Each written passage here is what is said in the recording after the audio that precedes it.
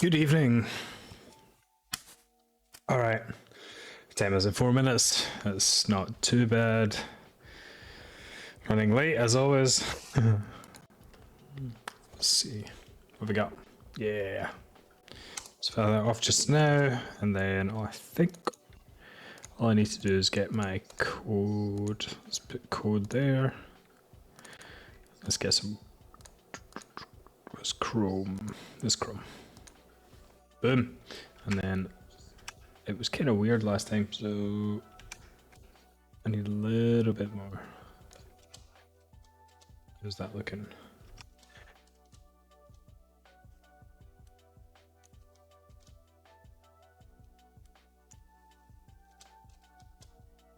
Yeah, close enough. That'll do. All right, cool. Just make sure my chat's working.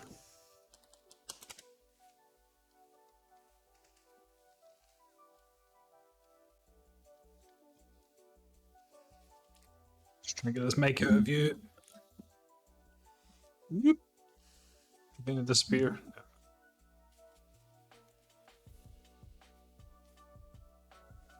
There we go. Close enough.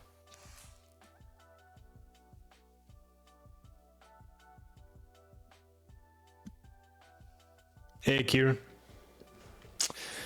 All right, I think I'm just about good to go. So, last week we started on the React Suspense module and fired through the first exercise, which, where were we? Yeah, just some simple data fetching. And we sort of learned the fundamentals. Oh no, it's the final one. That's not my one. Was the exercise. There we go. So we learned about the fundamentals of suspense, which basically revolved around asynchronous actions and this is the extra credits. Asynchronous actions where you would have a promise. You throw the promise, and when it resolves, it renders the UI you would like. While it's resolving, it will block everything that renders below it. So here's a good example of this. So we have an async function, which is going to execute, and then when it finishes, it'll fire the handle success. And in the meantime, data is going to be undefined. So we're going to throw this, which is going to block everything below it. So it's not going to return data until this resolves. This will resolve, it'll set data to the response, and then we'll return it. That's the kind of fundamentals. We wrap that in a React Suspense component, and we specify some fallback UI. Here we have some custom Pokemon, which looks like this. So that's our fallback, and that's our error boundary. So, with that in mind, we're going to move on to render as you fetch. So it's a quick, it's a 5-minute intro video. So I'm going to sit and watch this. If you haven't been here before, you're able to watch all the content except for the video content. You're going to have to purchase it if you want to watch that. So I need to put this little blocker on. This will take like 3-4 minutes.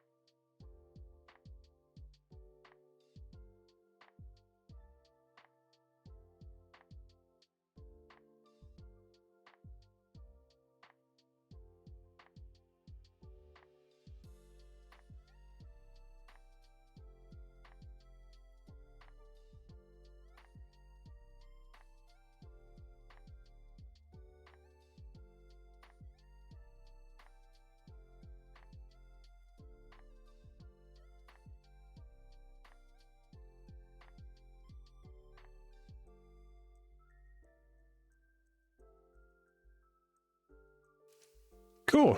So, exercise 2. Let's go. Let me fire this up. And there's your fetch. Here we have the exercise. So, let me just grab the markdown because it's handy to have the text here as well.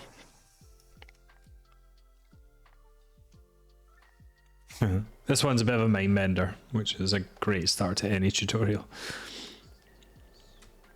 So, we're basically going to refactor something that is fetched during render, and then we're basically refactoring it to render as you fetch.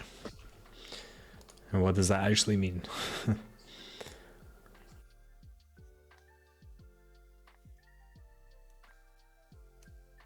Okay, so we're not going to get the full thing in this exercise. The idea here is to get the information, or get the data as soon as you have the information you need. This sounds obvious, but if you think about it, how often do you have a component that requests data once it's been mounted? Yeah, makes sense.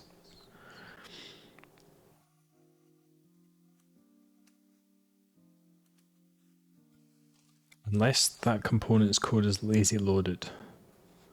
First load the code, then parse the code, then run the code, then render the component, and then make the request. Render as you fetch is intended to fix this problem, because you can make the request for the lazy loaded code and the data at the same time. Makes sense. In this one, we now have a form that allows us to choose a Pokemon by name. As soon as the user hits submit, we pass the name to our Pokemon info component, which makes the request to get data. Let's just take a quick look at this. So we have our Pokemon, which will render this. Is the form here? Yeah, nice. Pokemon form. On submit, triggers the handle submit, which sets this state. And then we pass that into the info. We pass that into the info, and there's an effect here which will trigger when this name changes, which will then fetch the new data. Okay, so that's the current state. Pretty straightforward so far.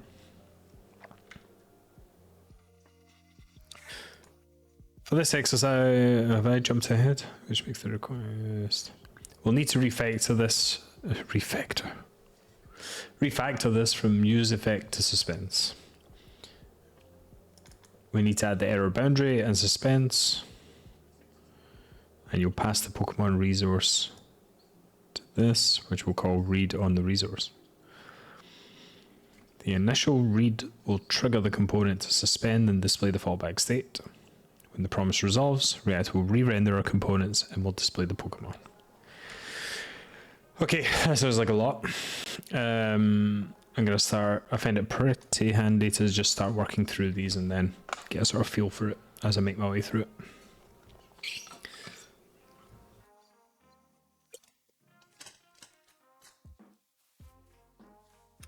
Okay, so let's just start from the top. So we're going to get the Pokemon error boundary. We need that. And we built a custom version of this last week, but then one of these already exists. So let's just use that. Your goal is to refactor this traditional use effect style asynchronous interaction to suspense with resources. Okay. You're pretty much going to delete all of this. Cool. I'm going to keep exercise 1 open here. And I'm actually going to use the final exercise. There's one final.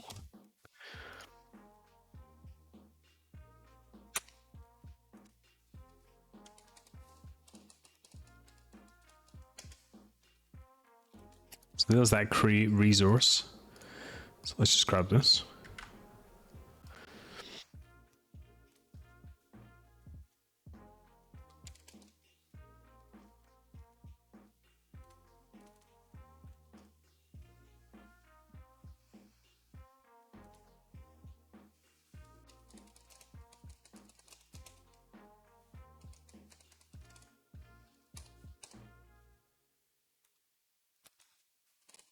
There's no real need to do that, just personal preference.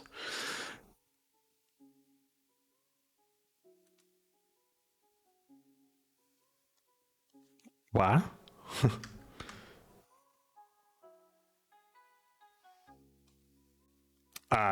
It's because, yeah. Let's just reverse that. Can already be defined.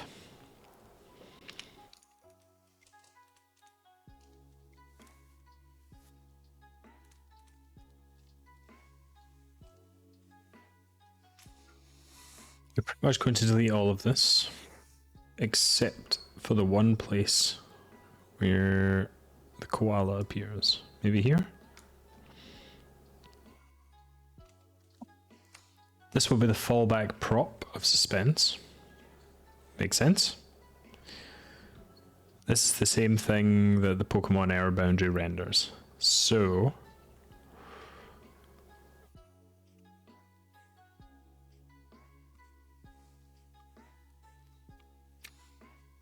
it's probably easier to start from here and then work our way into the component. Instead of Pokemon name, use the resource here. Wrap this in an error boundary and suspense to manage the error and loading states. Right, so this one I can remove because I can do this one. This one makes sense. So I'm going to put the error boundary first. So Pokemon error boundary.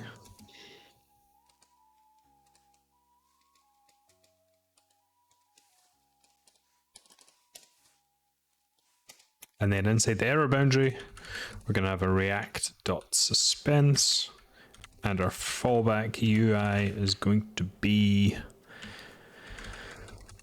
Pokemon info fallback. And I think I need to pass that through as a component. Like that.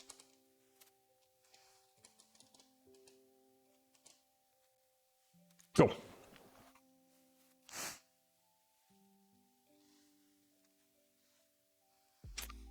The Pokemon error boundary has the ability to recover from errors if you pass an on reset. Cool. Or reset key. As a mini extra credit, try to make that work. Okay, let's do that at the end when it's working.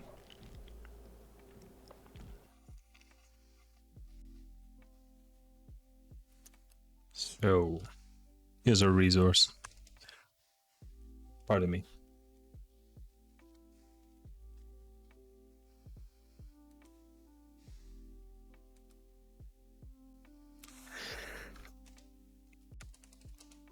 Let's put that there. So, set an array, do React, use state. Let's call it current resource.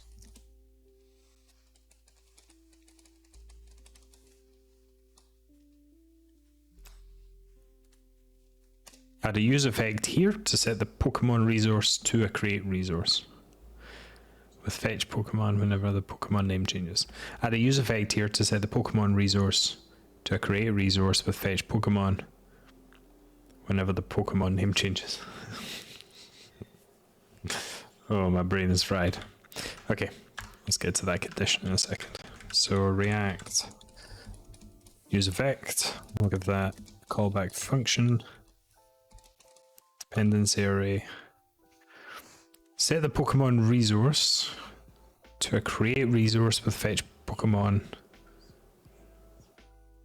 whenever the Pokemon name changes. So whenever this changes, so that's going to be a dependency.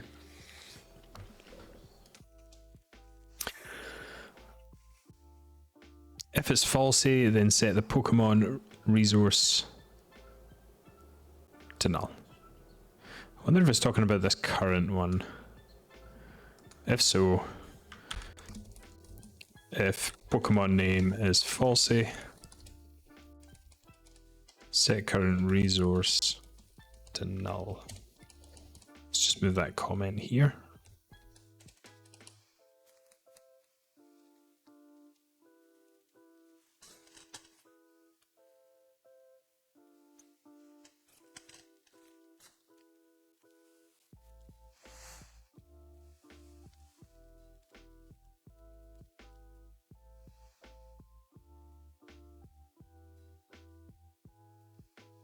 create resource with fetch Pokemon whenever the Pokemon name changes. So, oh, I got rid of that, didn't I? 1 second, I'll get it back.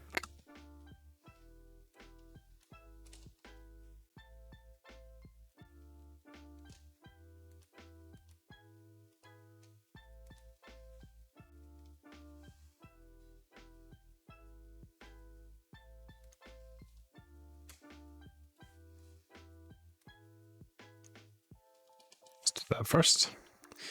And then let's call that a resource. So that create resource function, do I need to call the read? I'll look at 1.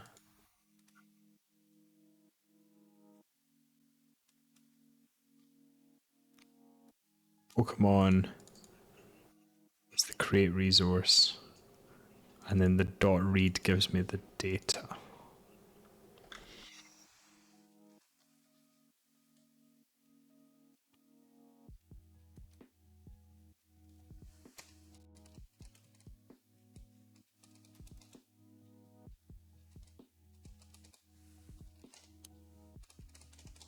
Do like that. And then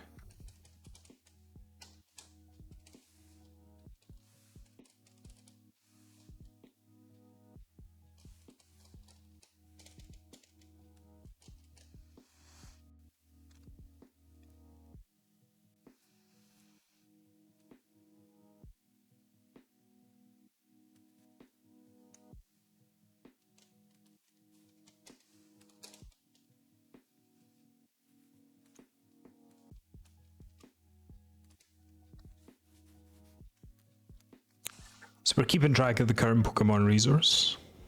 We have an effect here that whenever this Pokemon name changes, we're going to trigger the effect.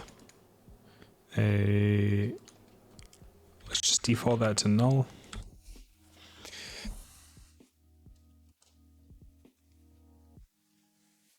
If the Pokemon name is falsy, then we set it to null. Otherwise, we set the Pokemon resource to a create resource with fetch Pokemon. And that's going to be... that is going to be Pokemon name. I'm going to keep it as Pikachu for now because it'll be easier to debug. Instead of Pokemon name, use resource here.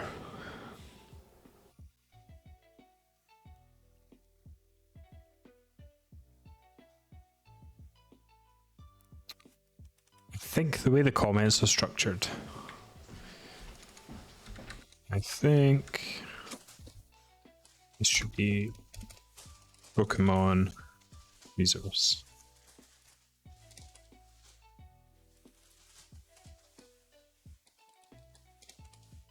Wait, Austin.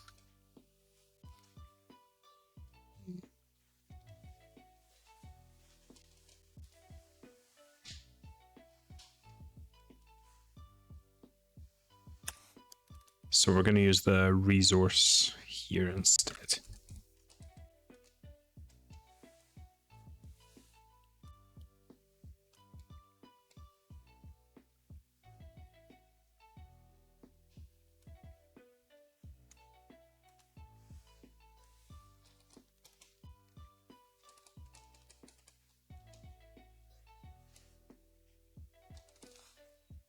So I'm going to define this on reset, which will just be a callback, and I'm going to just leave a console.log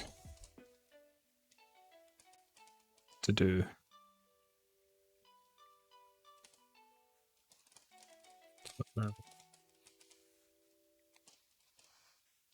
Then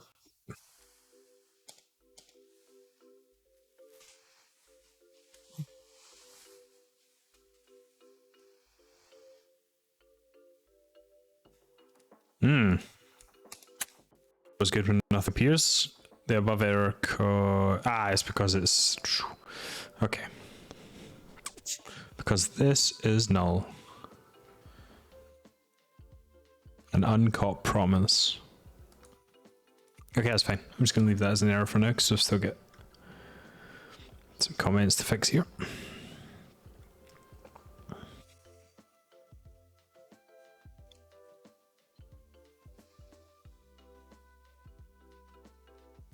So I shouldn't need these because that's handled by, well, sorry, I shouldn't need this because it's handled by the suspense component. So I'm going to remove this.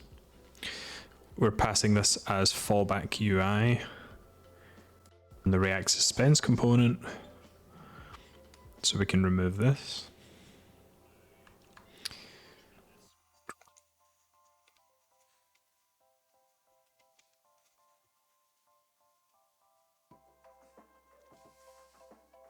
Oh, did not mean to do that. Okay, and if it's successful, this is the part that will suspend.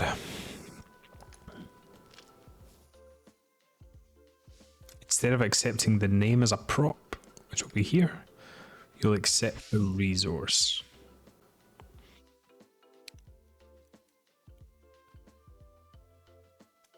This fetch is going to happen outside of this component. So I'm actually just going to blow all of that up. Don't need it anymore. The status is always going to be success.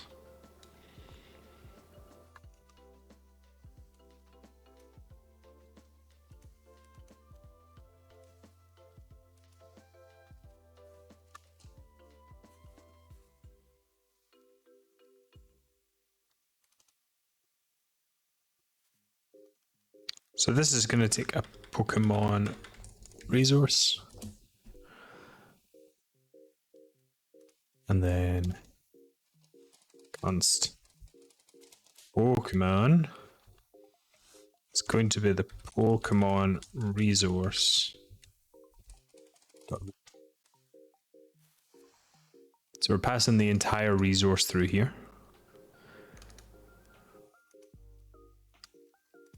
Okay, I get it now. So inside this component, we're going to call this read function, which is inside of the resource, the create resource that we made last time.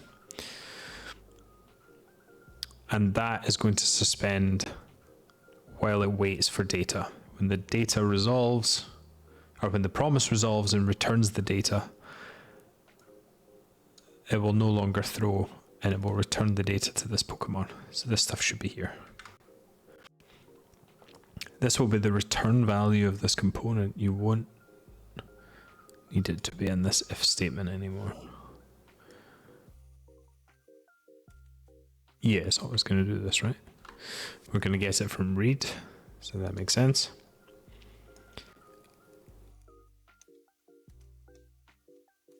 Okay.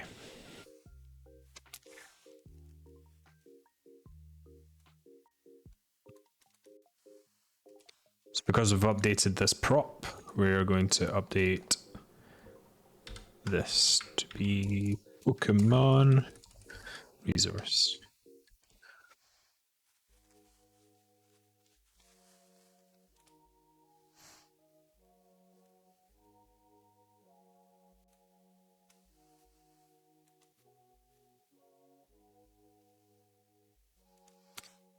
All right.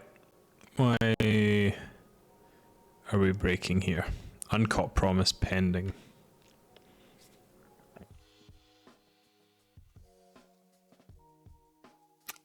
I don't think, well, we obviously don't want that here because we're just passing.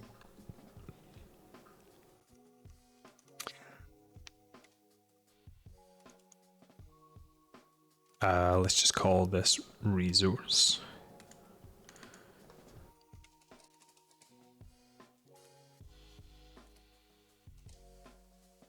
Oh. Okay, that's a good start. So that's always coming through as Pikachu, which is what we would want. So even if I put in Charizard here, this is working, but it's going to return Pikachu. It's doing that because I've hard-coded the string here. So I'm going to replace this.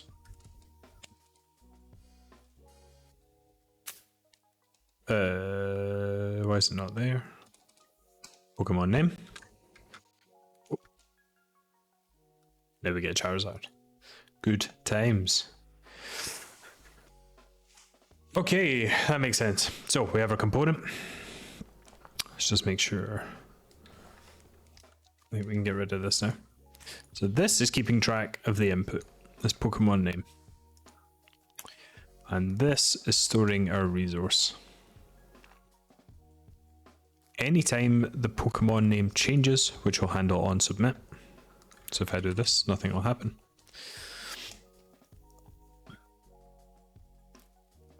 If I submit,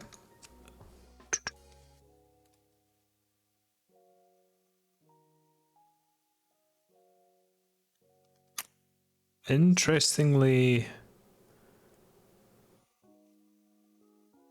the error boundary didn't fire there.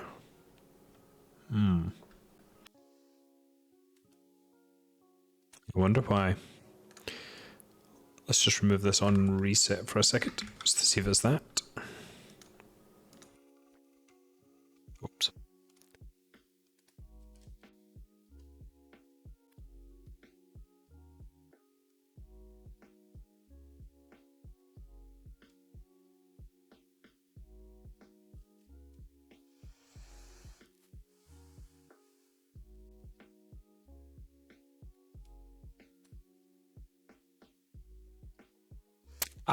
Because this needs to be an else. Because if there's no Pokemon name, then it'll set it to null, and then it will just carry on about its business anyway. So I think, what's Kieran saying? Maybe you're missing fallback render. Where is fallback render? Sorry. Do you mean here? On the suspense?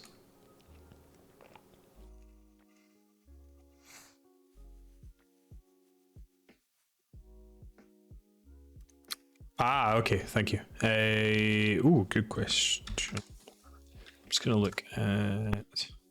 I don't think so. I think this component is basically a skinned React error boundary, which basically does what you're saying, gives the fallback render. Let's take a quick look. So that comes from Pokemon, which I think is here, and then the Pokemon error boundary is a regular error boundary, and there's that fallback render that you're talking about, where it's passing the custom one. So it's basically just skinned for us, yeah.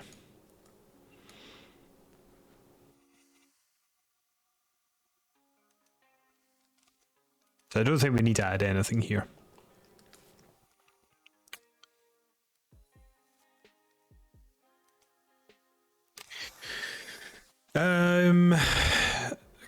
Can you see my logs? Doesn't look like it. Can you now see them? It's a little bit crude, but at least you'll be able to see the top ones.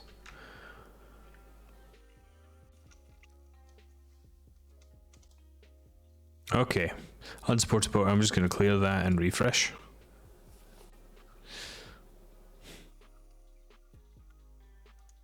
Okay, so let's actually just try and submit a falsie.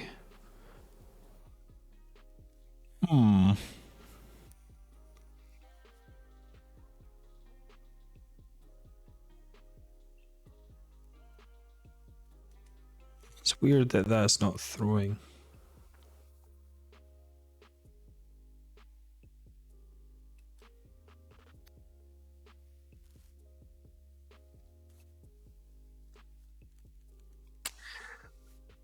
Do I want to fetch if it's a falsy value?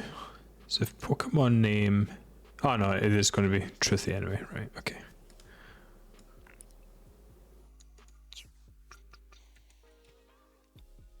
So Pokemon name will also be truthy, so this won't fire.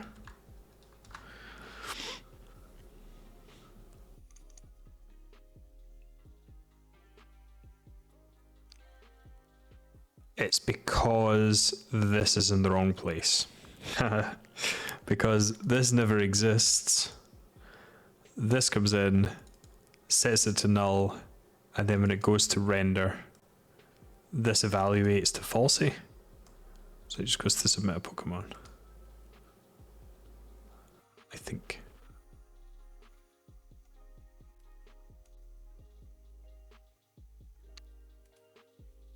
Wait, that doesn't make sense.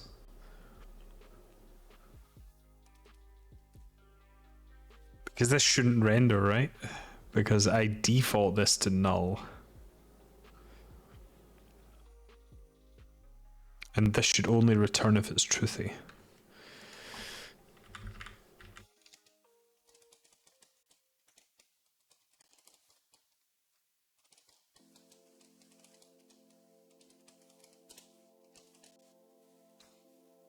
Yeah, it's null. What?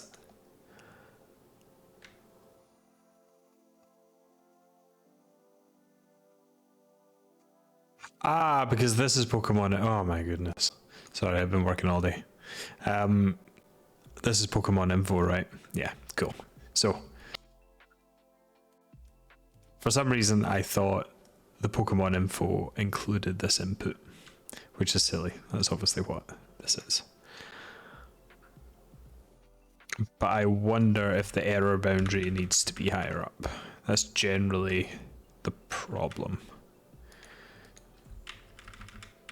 Let's see what happens here.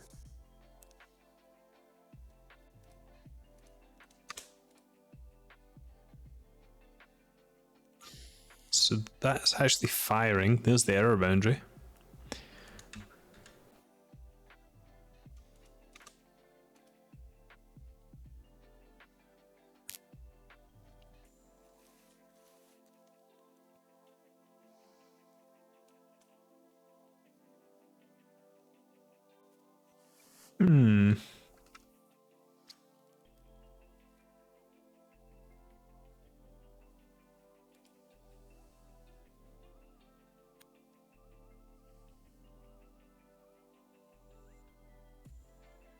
Anyway, let's come back to that. That's annoying.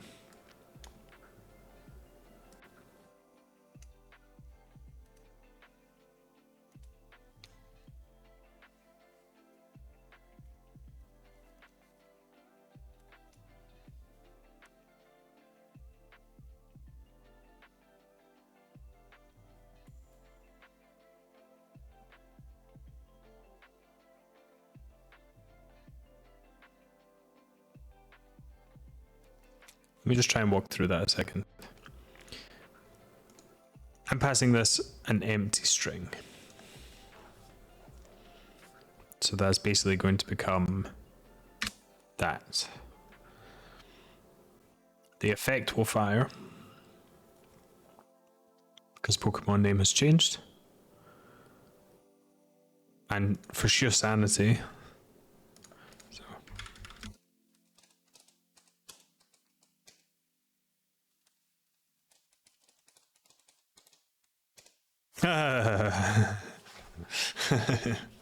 so white space, because it's not an empty string, it's a string with white space in it. So that's evaluating to true. I thought that would get caught in this. Fair enough. It still doesn't explain why the error boundary doesn't catch it.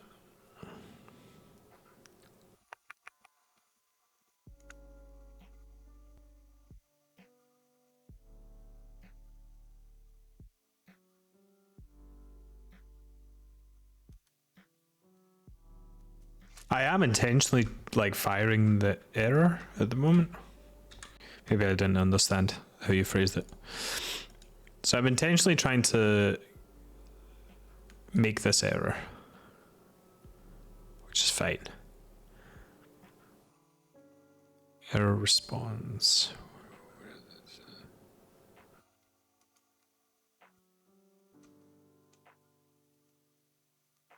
And it's on the fetch. It's rejecting. So it's in huge. Where does Pokemon form come from? It all comes from Pokemon. So let's find Pokemon. Oh.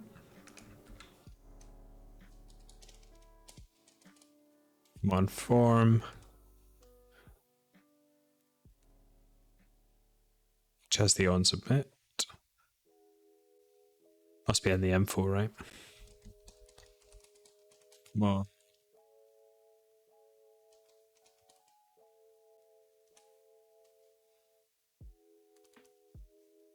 Is that a separate thing? Oh, Pokemon info's here. It's resource. Data view. That's what I'm looking for.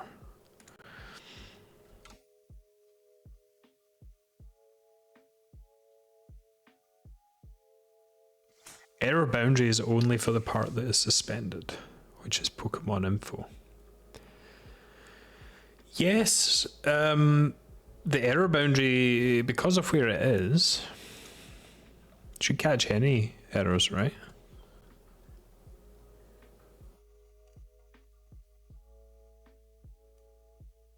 Because it's at the very top.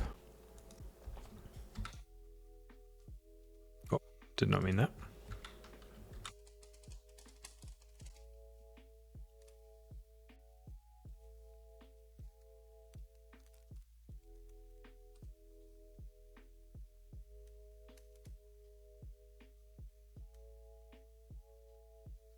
Error boundaries only catch errors in the components below them in the tree. It can't catch an error within itself. Yeah, that makes sense. So surely if I put this at the top, any errors that are thrown in here should be caught by the boundary. But you're right, it is only the info that's going to throw that.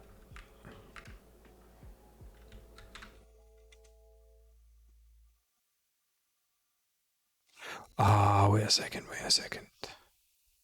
Oh, no, it is outside of it. I thought the error boundary maybe had to be in the suspense, but that doesn't really make sense.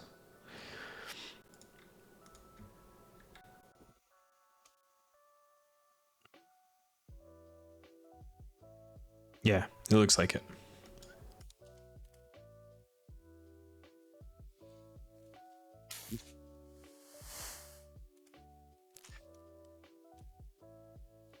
Let's go back to that. Something I think I could just get hung up on. Maybe we'll solve it as we go on. I mean, this is working in the sense that I think I can actually just type this, right? The mini task. We'll come back to that as well.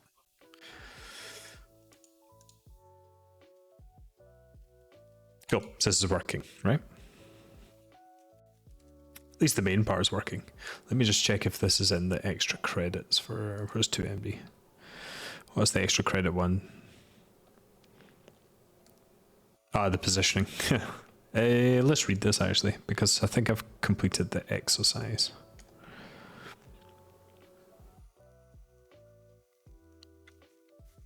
You don't have to wrap the suspending component in a suspense and that directly. There can be many layers of nesting and it'll still work, but there's some semantically important differences.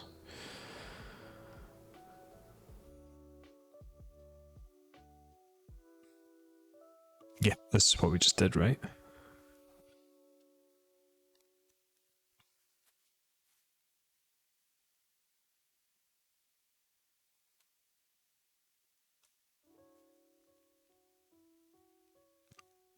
I mean, the difference here is this would obviously be included in the suspense. So this loading would hide the hello here or hello there in that instance. Whereas here, it would only suspend this component. Placing the boundary here as opposed to here, it will only catch errors thrown by its children. So it will only catch, or it should only catch, anything that is thrown in the suspending component.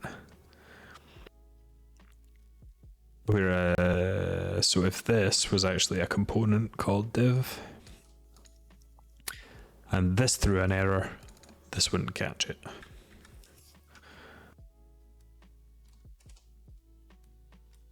But if this threw an error, then it would catch it. People have the weirdest usernames to try and pronounce. Hey, Junesm. Hopefully I've pronounced that correctly. Thank you for the follow. Actually, ooh. I think I'm on just a quick interlude. Twin resets. Ooh, 99. So whoever's follower number 100, I think I'm gonna gift a subscription. I tried to gift some merchandise from the Epic React store, but it's obviously American. And the 50th follower was from Spain. And I think postage was going to cost like 40 euros. So we'll do subscriptions instead until I have my own merch.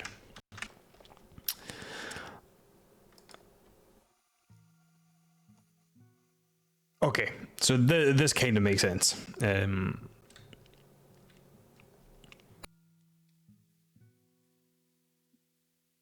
And I think what I have is in the correct place. I think I just need the error boundary.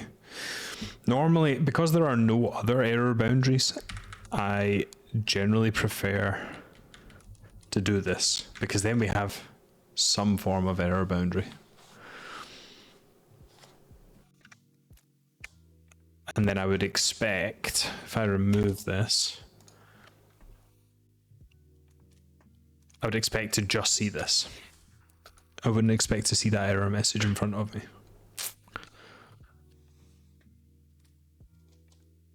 So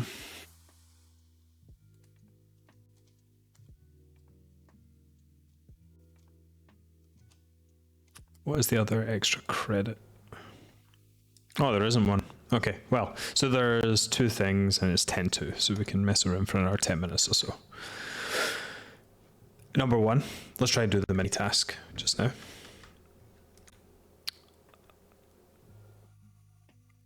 Which was on the error boundary, and that accepts an on reset.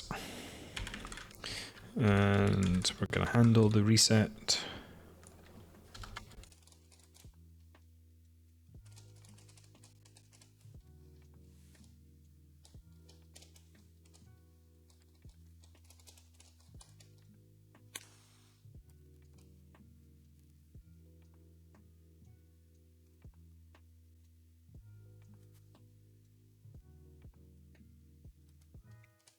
Let me just refresh this quickly and see what we would have here. So if this errored,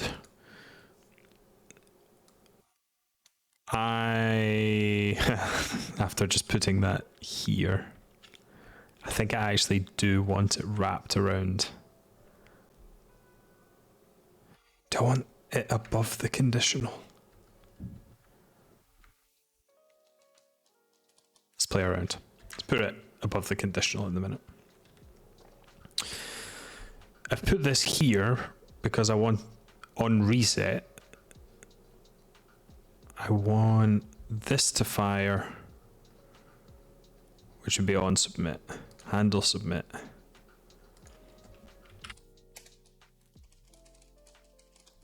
Whenever I submit, I want to handle a reset.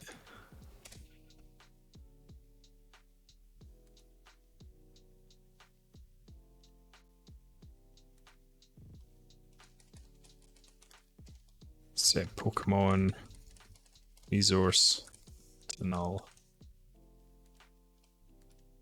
So I'll look for that. Right.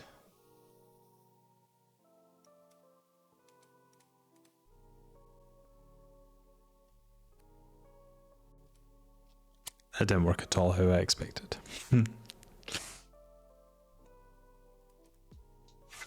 So if I pass, okay. I was going to try and do it on this. Like an idiot. Like an idiot.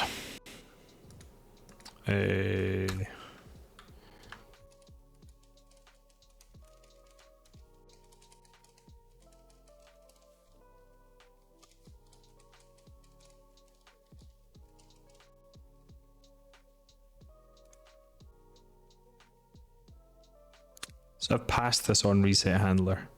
If I hit try again, yeah, okay. So if I pass this, it will render that try again button. Whereas if I don't pass it, it's going to error. We're going to ignore this. The try again button doesn't appear. I was going to do it on submit. But that's nicer. Cool, so this is the mini task at least. We're just resetting the resource, which means we'll go back to submit a Pokemon. So the last thing for this one is working out why is the error boundary not catching this?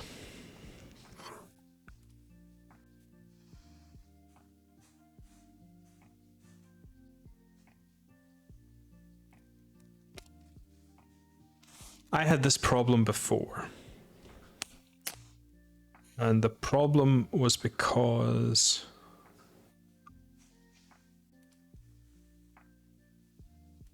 it was to do with the order that I was calling things in. So previously, I had this up here. And because there was no data, it would throw this promise and it would block all of the render below it. And that means the error, that was the error not triggering though. So I'm sort of thinking out loud here. So previously I ran into the problem where because if I had this first, the error would never throw. And it's because this threw, which meant it blocked all of the render below it. So the error never reached the error boundary. So the solution was to swap them around. The error is throwing here, but this isn't catching it.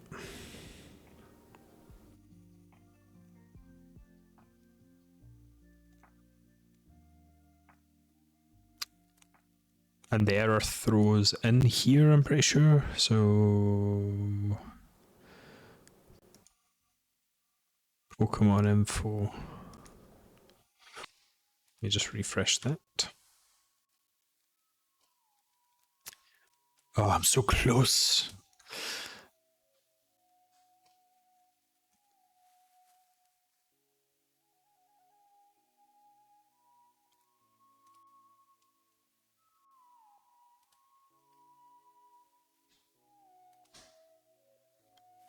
Cool. So this is the reject, which has a new error.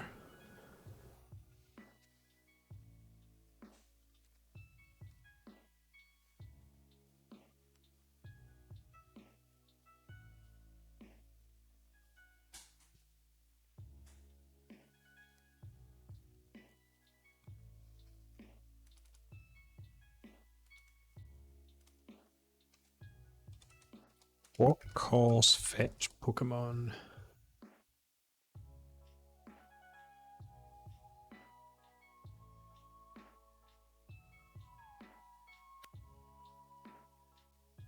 Oh, I'm calling fetch Pokemon. There we go. That's why. Cool.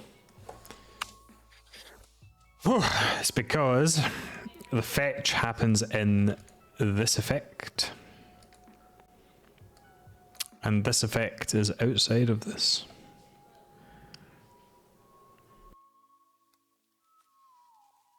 That's why it doesn't catch it.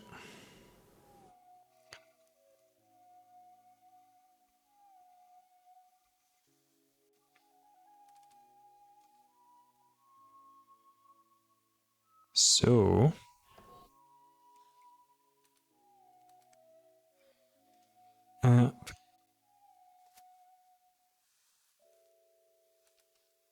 just gonna humor this here, right? Function. Let's just call this parent.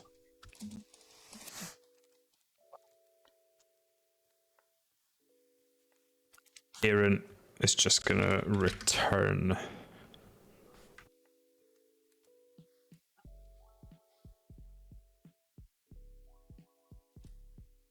pass down Pokemon resource into Pokemon info. I'm doing that. That's going in there.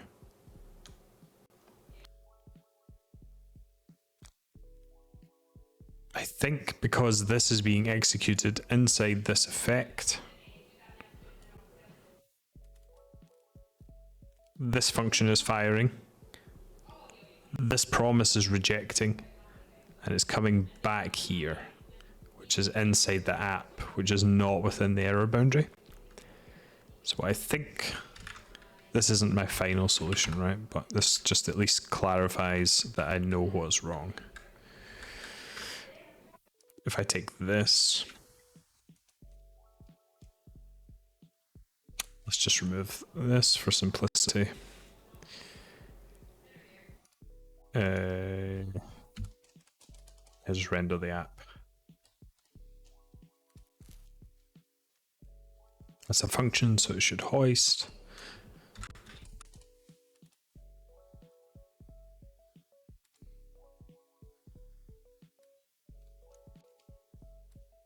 I'm just going to remove this. So I'm really hoping that this now works, or at least the error boundary fires. Yeah, I've got no idea. I really thought that was going to work.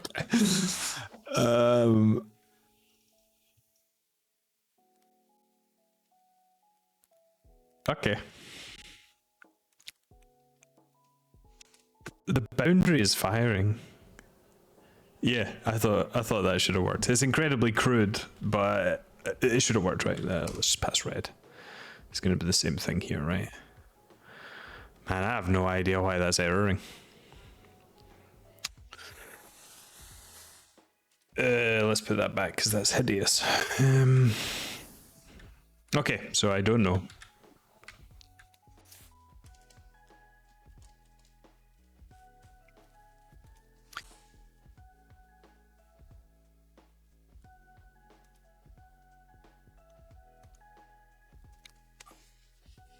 It's annoying me now.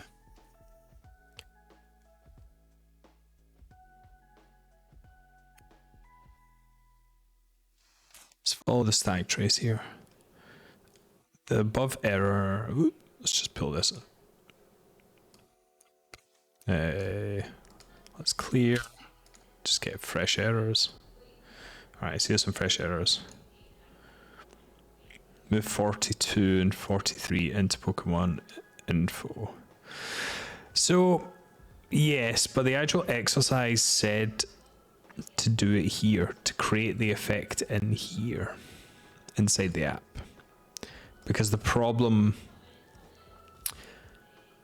with moving it inside is,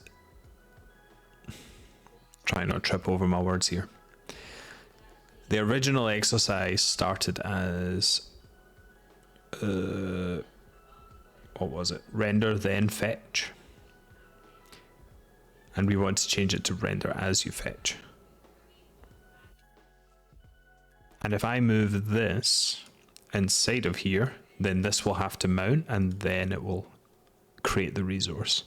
Whereas I think I want to create the resource and then render.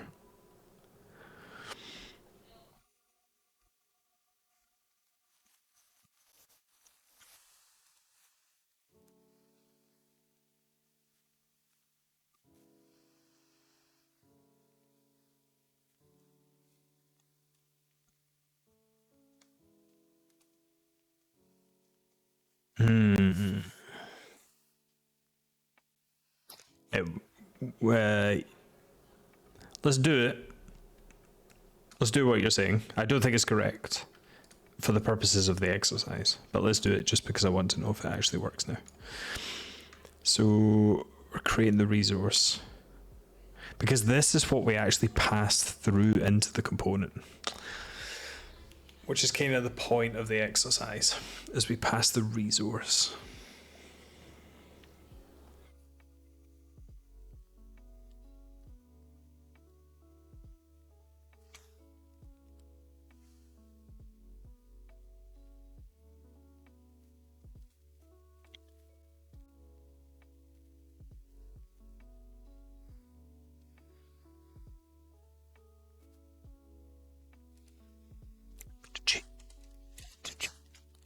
I got the thing working, so I'm just curious.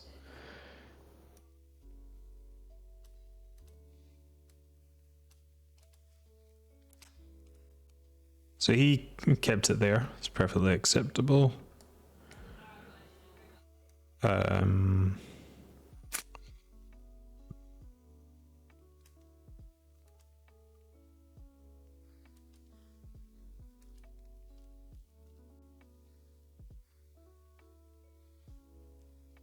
Seems fine, right?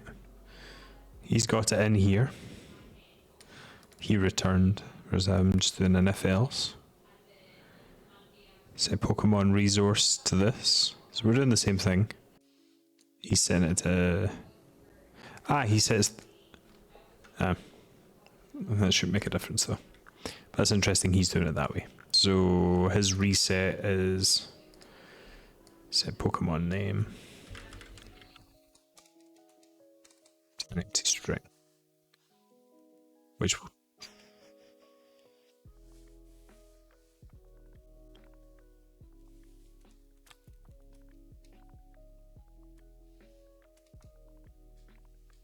I'm just going to tidy this up a little bit, just so it's a little bit closer. Oh, did you spot something that I didn't? Just tidy this up quickly. The read is happening in Pokemon info in here. So 2 is final. The read happens in here. Yeah, I'm doing that though, right? Yeah, here we go. So I'm doing the read inside Pokemon info. Which is correct.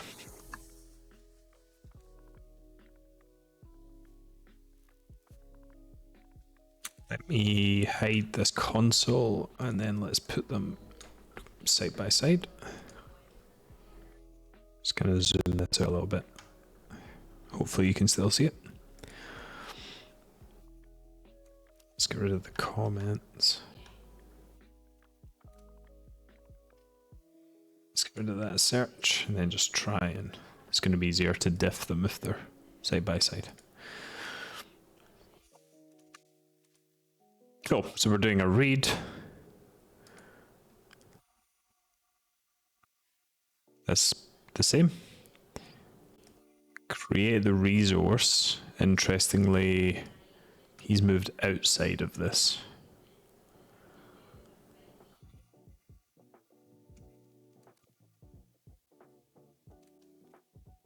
I wonder why. Okay. I'm sure the videos will tell me afterwards why this is a good idea. And then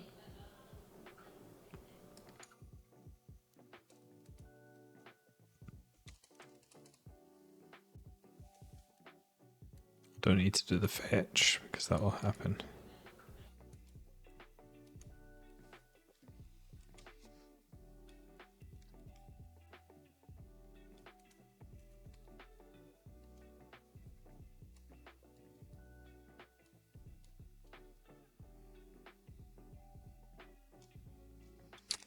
Do I have any tips?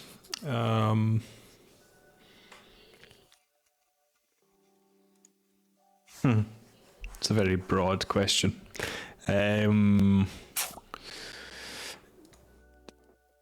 Tips in general, or do you have anything specific that you would like? I could ramble for hours about what I think is a good idea in the web dev industry, but if you have anything specific that you'd like to know, maybe that'll be easier.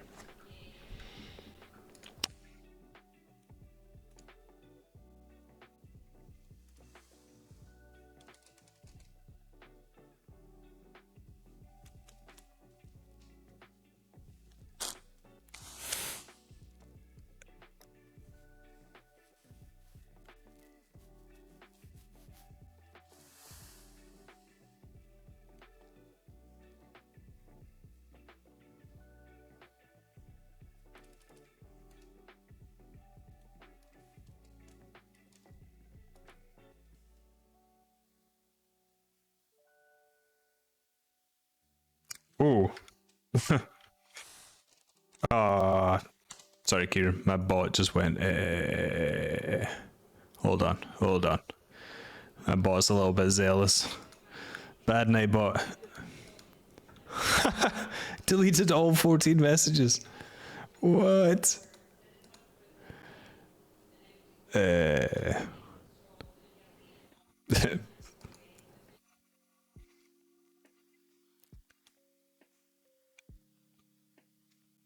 Give me 1 second. I'm just gonna chill him out. Yeah, that's probably not a good idea to stream that. So let's do it in here.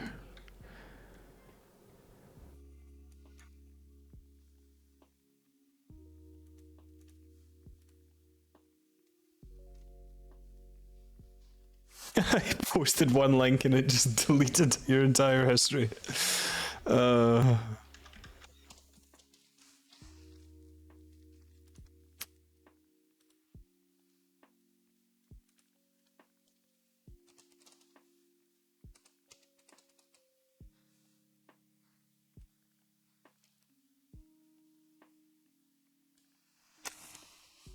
See, after grasping HTML, CSS, and JS, moving forward, what we do after that was scope to move into the industry as a self-taught dev. I'm self-taught, so I suppose I can give you my experience. I did something similar to what you're talking about. I learned the fundamentals of HTML, CSS, and a little bit of JavaScript.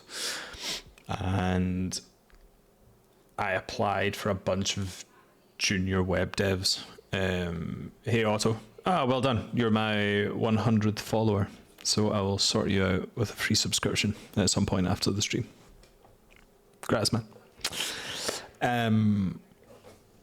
Yeah, so I applied to a bunch of different places. My first tip would be get comfortable with rejection. And just because you get rejected in the interview doesn't mean you're not worth the position. You're either not a culture fit or you're just at a level that they're not ready to teach from. So my first tip would be get comfortable with rejection. And then my second tip for it would be on the interviewing side of things is to be completely honest and also get comfortable with saying, I don't know. So if you're asked a question in an interview, don't try and blag it. I think the best thing you can do is say, I don't know. Now, if you stop there, that would be a terrible answer.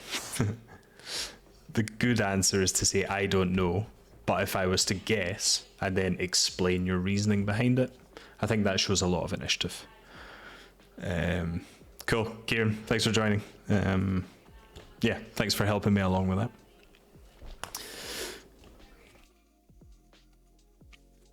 So those are like interview sort of questions for getting into the industry. And in terms of what to focus on, I would just try a bunch of different things, right? You're very early on, so it's very difficult to, I wouldn't try and specialize in anything at this stage. If you have friends that are in the industry or are looking to get in the industry, participate and just do even languages that you're not comfortable or necessarily interested in, Python, C#, JavaScript, just touch them all and find something that you're interested in doing. That was the driving force for me. And also, if you do all of those things, you kind of widen your horizons. And I think people appreciate that.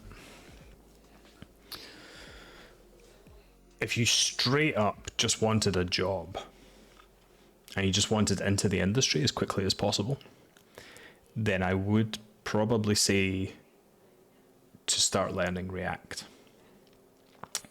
For the reason being, it's an incredibly widely accepted language. There's a lot of open positions looking for React developers. I would say it's considerably easier to get up and running than something like Angular. I think the documentation is better. I think the community is better. And from a personal preference, I just prefer to write in React. I'm kind of rambling on a little bit, but I'm just kind of saying the first things that pop into my head. I'm going to take a 5-minute break, and then when I come back, fire over any follow-up questions that you have. And while you do that, I'm going to watch the solution video and then crack on with the next part of the exercise. So back in like 5 minutes.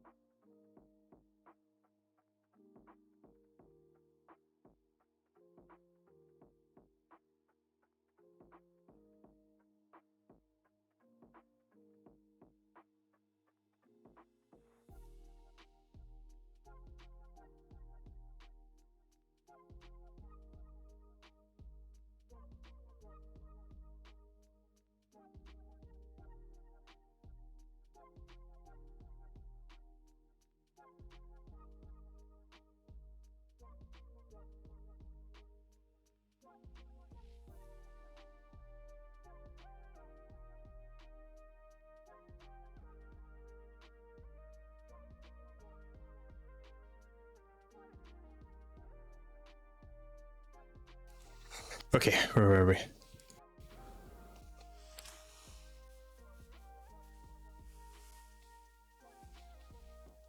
Was any of that useful? Is it Genesm? Am I pronouncing that correctly? Let me know if you have any follow-up questions.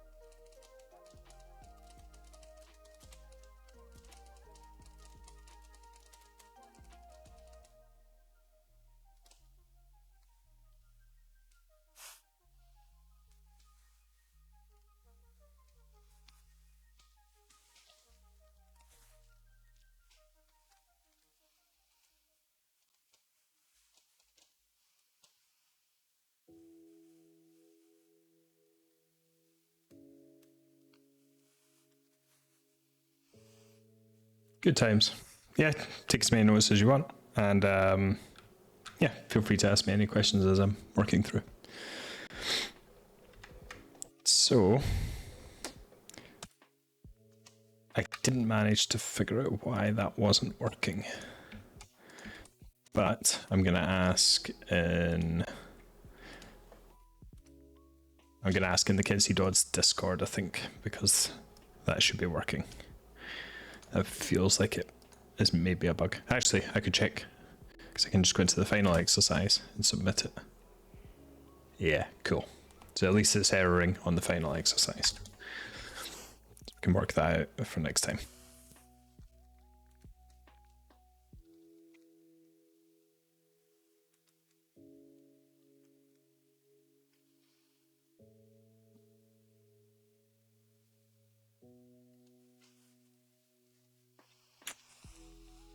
Okay, where are we? Let's go here, and we've watched this. So how long is this? This is like a 6-minute video. So I need to fire on the blocker because you need to purchase the course if you want to watch the content. And I'm going to be off mic. So if you have any questions, this is a good time to normally ask them to me in chat, and I'll do my best to respond.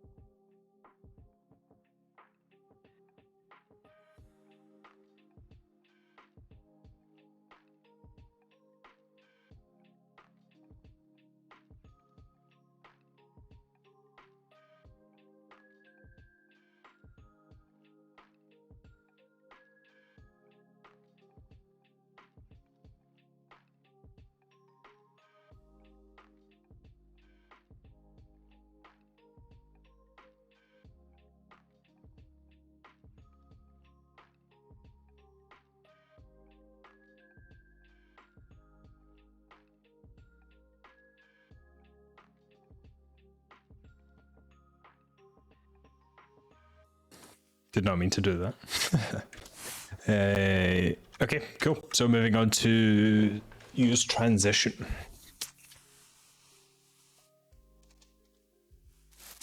So first off, let's drop that because I always forget. And then let's jump back to the exercise. I think we're on to use transition now. Let me just close these down. Let's get exercise 3 up.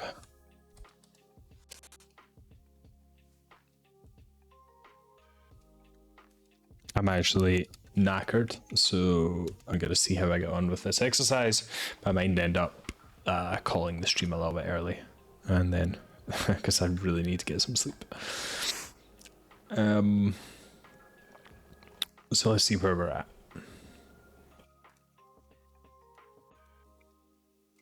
Where's the MD? Your notes. When a component suspends, it's literally telling React, don't render anything until I'm ready. Eventually React will give up on the suspending component and it will render your fallback instead. Eventually React will give up on it and render the fallback instead. But there's a brief amount of time. There's a brief amount of time that your app will be unresponsive, and it would be great if we could avoid that. That's cool. That makes sense. Also, you're probably seeing an error in your console right about now, and it'd be cool to make that go away. Let's see if it's there.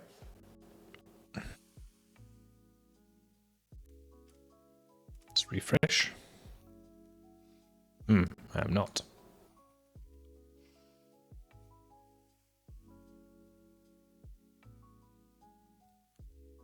That's weird. Okay, no error. Maybe that'll come up later. Oh, is it in my... Yep, that's fine too.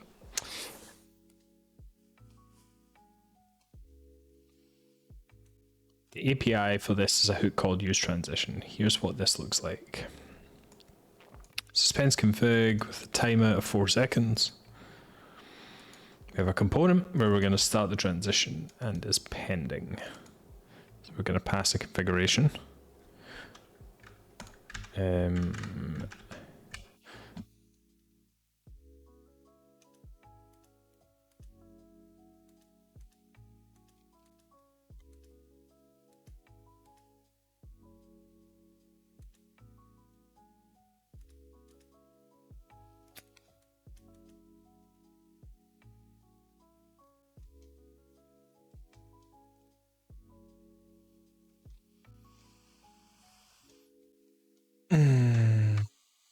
Okay.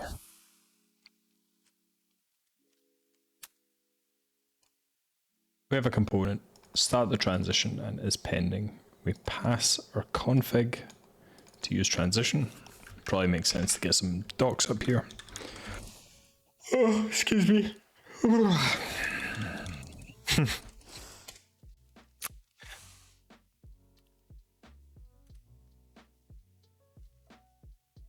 This page was about experimental features. Yeah, that's fine. We are fine with that.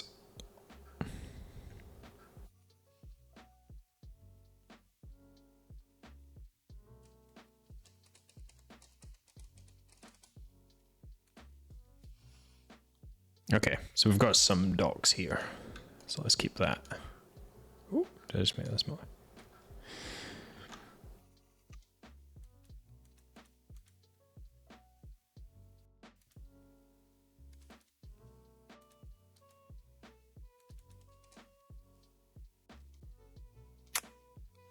Sorry for the delay. My computer's just been a little bit unresponsive at the moment.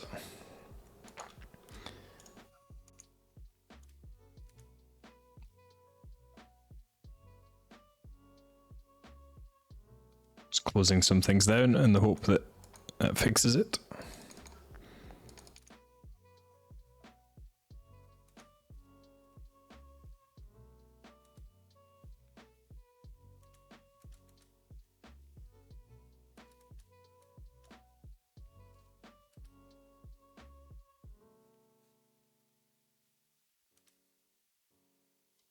Bizarre.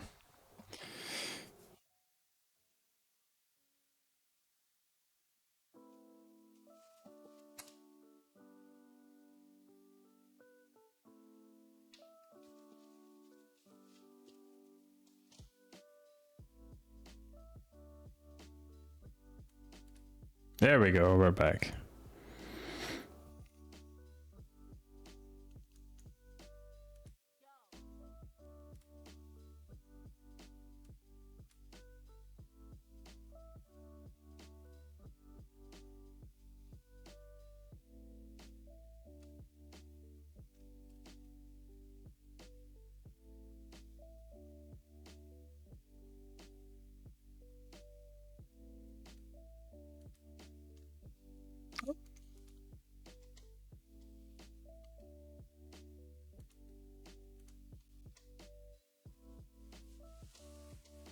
Go, I'm back. Wow, that was... I have no idea what happened there. Maybe it's just as tired as I am. All right, the roadmap that you've devised is essentially HTML, CSS, JavaScript, Sass, React, Bootstrap, PHP, MySQL, with the plan to start applying for jobs after learning React. Do you think the 8 months of study is realistic to start to apply as a self-taught? Good question.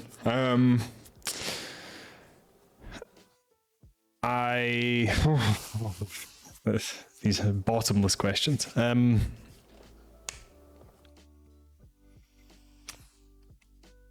What I would personally do is I would go on to, I would find a couple of jobs. I'm not sure what sites you want to use or who you know that has job boards or anything like that. I would find a couple of junior developer positions that you're interested in. You don't necessarily need to apply to them, but it'll give you a list of what they're looking for a junior developer. And I would make a note of that. And then when you're learning these things that you're interested in learning, that's your goalposts, right? That's where you want to aim for. And that's going to be like the relative level of experience that you're going to need. And the thing is, with a lot of interviews, you don't need to tick every single box. That's just what they're requesting. It's not required. Say there are 10 requirements on that. I would aim for like, I don't know, 6 or 7, and then apply anyway. You might as well. It certainly doesn't hurt for you to apply, because there's 2 parts to it, right? You have the professional experience, which you're lacking, and then you have your personality, and your personality carries you for your first couple of jobs. People want to know that they're going to be able to work with you and that you're going to be willing to learn. They're not hiring you for your expertise, because at this point in time you have little to no expertise.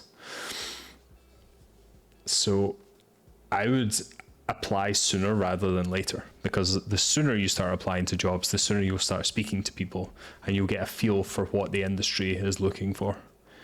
And then you might just get lucky, right? You might just find someone who's willing to take a chance on you and bring you in as a junior and train you up. It will also get you comfortable in an interview scenario, talking about your experience, talking about your interests in the industry, and so on and so forth. So I would honestly start applying, and it's hard to put a definitive number on it. I would do something like, even if it was like this Epic React course or something like that, because this does start from square one, right? You don't even need to complete the entire course to go into an interview for a junior developer position. You could go in and say, I am currently working through this. And then you have something to show people, because you don't really have a portfolio at this stage. So any of these courses and tutorials that you can complete and show people and be like, this is what I'm working on. It shows you're interested, and it gives you something to talk about in the interview. And you can do that way before the 8-month stage. So hopefully that helps.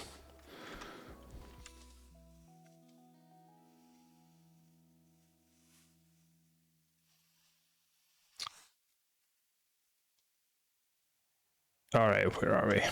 I'll try and focus myself a little bit here. When a component is suspense, right, here's the API for this. We have a suspense configuration. We're going to pass this to use transition. In the component, we have a handle click. Do something that triggers an interim state change that we want to happen before we start suspending. Do something that does it. Start transition. Do something that triggers a suspending component to render. Okay. If needed, you can start using the is pending boolean to display a loading spinner. Okay. In this exercise, we'll wrap the existing call to set the resource in a transition so the input value gets updated when you select a Pokemon. We'll also make the Pokemon information area appear stale by making it slightly transparent if is pending is true.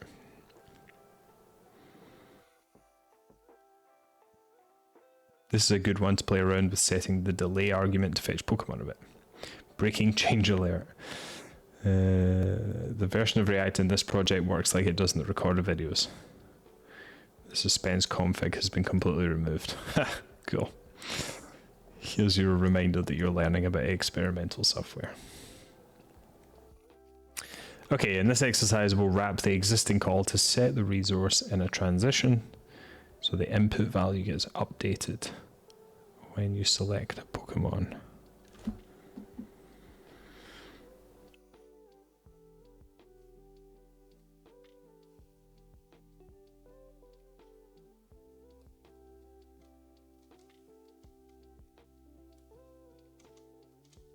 Cool.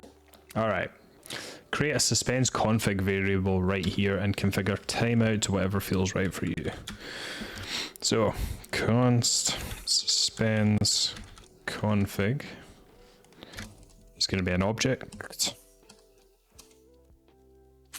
And was it timeout? Was it timeout MS?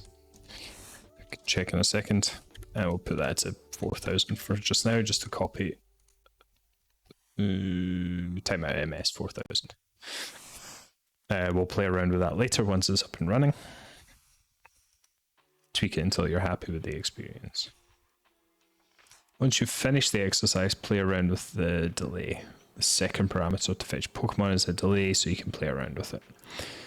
Try a few of these fetch times. Shows busy indicator 450.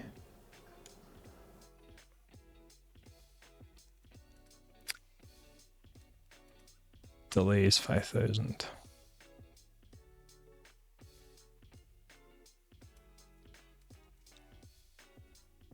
Okay, that makes sense.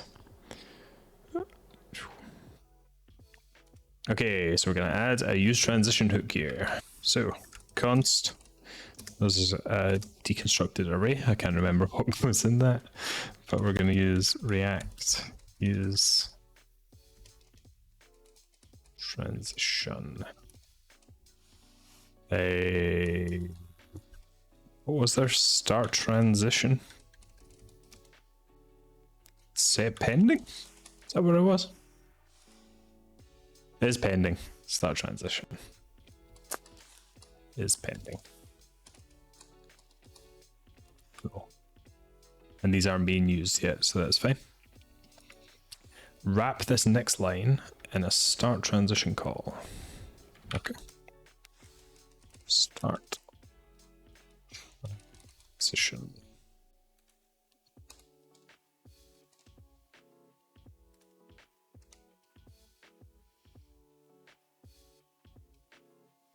Add inline styles here to set the opacity to 0.6 if the use transition above is pending. So we're going to have a style attribute with an object with the opacity, and we can just do a conditional that says is it pending, and if it is pending we'll set it to 0.6, otherwise none.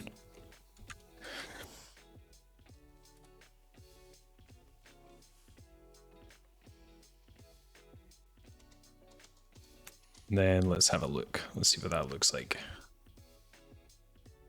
Oh, we need to pass it our suspense config. Yep. So, spit and Pikachu. Oh, callback is not a function. What did I mess up there? Use transition.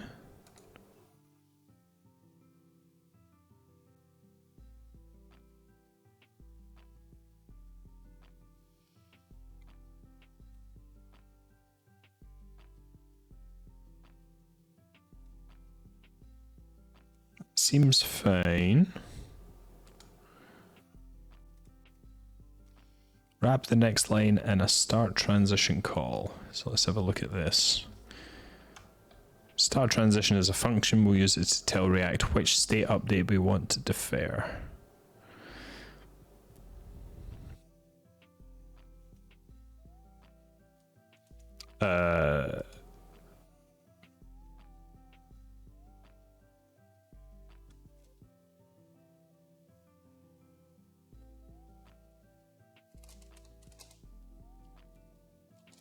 That shouldn't make a difference.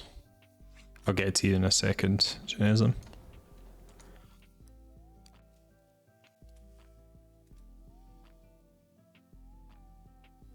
Okay. There we go. Nice. So I'm getting that nice opaque layer. Interestingly, if I set this back, is that going to freak? Yes, I need to pass it as an actual function. Whoop. There we go. So I need to pass it as a callback. A function, call this.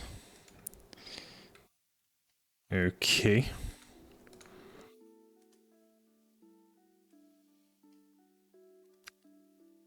Once you've finished the exercise, play around with the delay.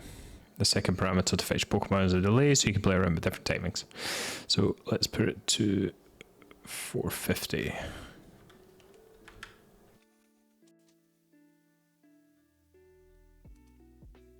So if it's only 450, whoop, then it will only show the opaque layer, which makes sense. If we put a huge delay on it, if we put 5,000,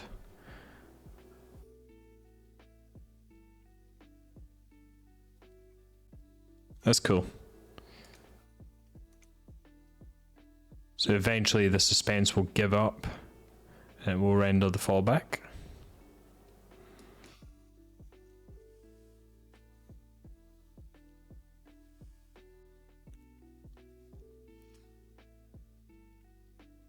Shows the busy indicator for a split second.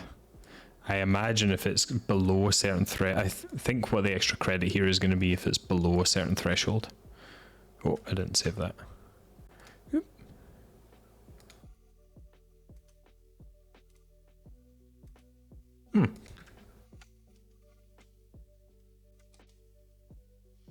I thought if it was below a certain threshold, it just wouldn't show the loading state. Let's see. Extra credit. Use CSS transitions. Yeah, maybe it's this.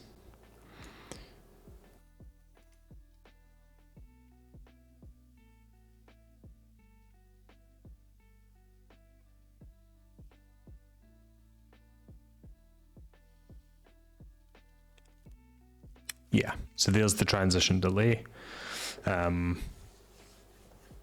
which is what I was saying, right? It's going to wait. There's like a threshold, and if it loads before that threshold triggers, then it won't show the loading state. And to do that, we're going to add the Pokemon loading class. So we're going to replace this.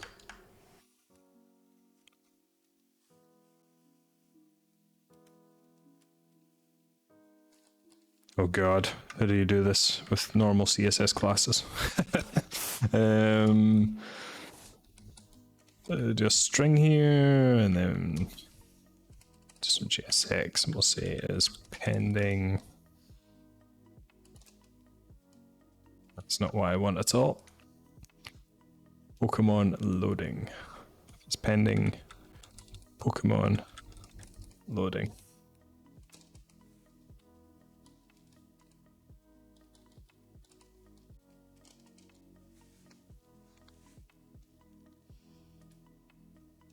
Just make sure that's saved.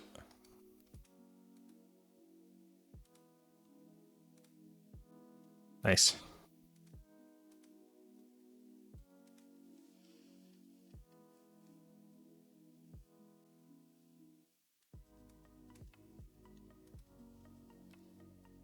And then avoid the flash of loading content.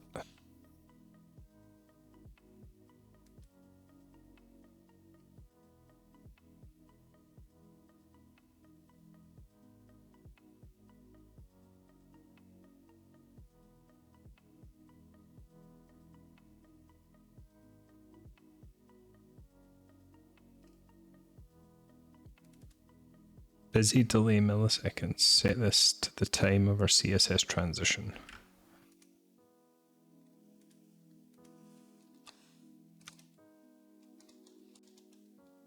Set that for 0 just now. Busy min duration.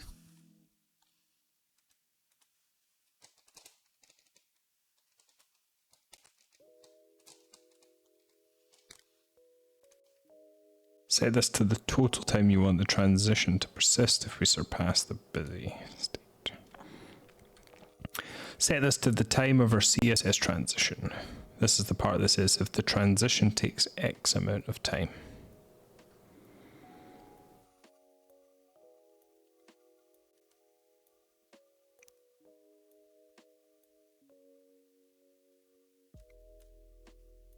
The delay.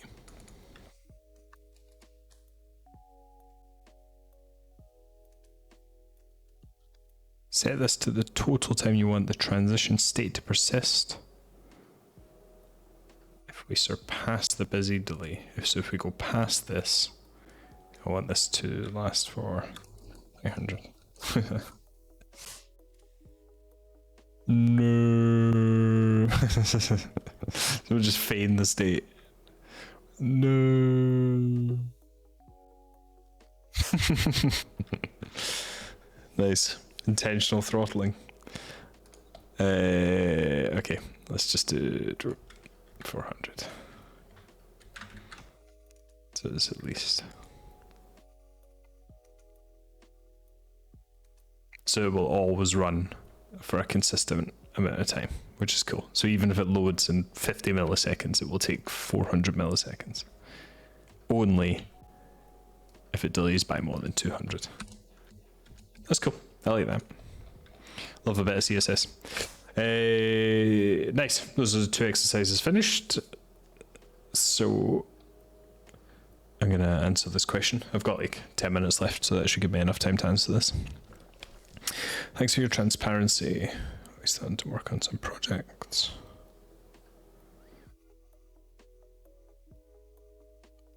Nice. Yeah, web dev's great fun, man. I love it. I did a little bit of games dev at the very beginning. Did some C# and Unity, but I don't know. I just prefer web development. So I feel you on that.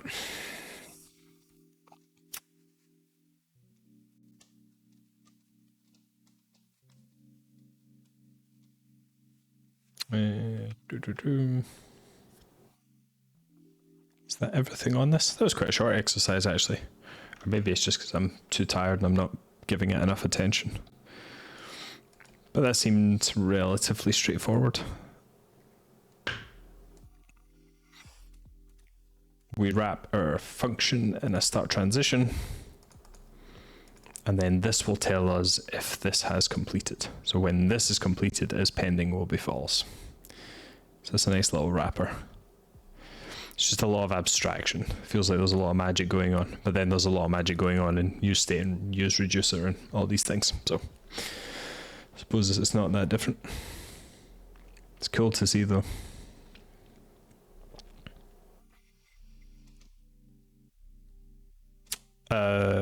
Yeah.